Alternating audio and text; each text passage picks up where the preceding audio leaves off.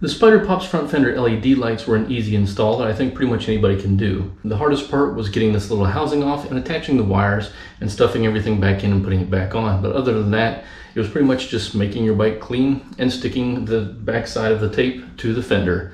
The kit does come with everything included that you need to attach. I'll put that in this video as well. And during the video, you'll notice that I take this housing off and put a light bulb in there that does come with the kit. The old halogen bulb was an orange color, which I do like this LED a whole lot better. Now, if you're not interested in getting this little light strip here, but you do want to replace the light here, they do sell that separately on the SpyderPops website, which I'll have a link in the description below. Now, during the video, I do show how to take this off because you do have to get to the wiring to install this. But this spot right here is a good spot to connect other stuff to in case you don't want this and maybe want to put some lights on the side or something around the back. There's a wire that comes up through the back side on the inside of the tire and connects to this little housing here. So any type of accessory that you want to add for lighting, it's a good spot to do if you're doing it on the fender well. They do sell the light bulbs separate on the site. So in the video, I'll make sure to show you how to remove this and just install the light. Otherwise, you keep it off if you're going to install this. If not, you just snap everything back together and push the wires in. Hope you enjoy this week's video.